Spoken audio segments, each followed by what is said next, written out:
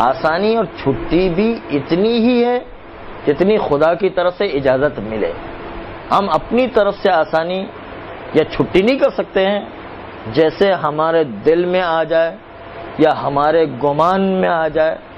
انسان اپنے گمان سے بھی عمل نہیں کر سکتا جب تک کہ انسان کو فتویٰ یقینی یا اطمینان کی حد تک معلوم نہیں ہے، تب تک جو ہے اپنے گمان پر بھی عمل نہیں کر سکتا. اسی لیے کہا بھی یہ گیا کہ کسی ایسے سے مسئلہ پوچھو کہ جو آپ کے لیے قابل اطمینان ہو کہ صحیح مسئلہ بتاتا ہے.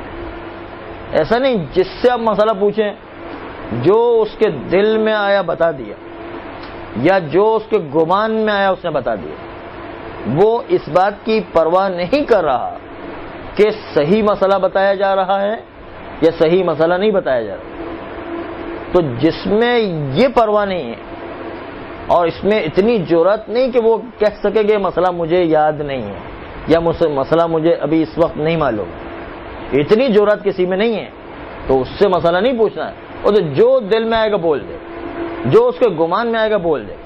ایسے آدمی سے مسئلہ پوچھنے کی بھی اجازت نہیں ہے چاہے وہ عالم کا لباس ہی پہنے ہوئے. اسی لیے بہت سی مرتبہ آپ دیکھیں گے کہ دو عالم کے فتووں میں آپس میں ٹکراؤ ہو جاتا ہے. آدمی اس میں کیا کرے؟ اس میں پہلے تو یہ دیکھنا ہے کہ کون سا عالم ایسا ہے کہ جسم کے مسئلے پر آپ کو اطمینان ہے. جب تک کہ کسی آدمی پر اطمینان نہ ہو فتویٰ کا تب تک اس سے مسئلہ پوچھنے کی بھی اجازت نہیں ہے، اور اگر پوچھ لیا ہے تو اس کے مسئلے پر عمل نہیں کر سکتے.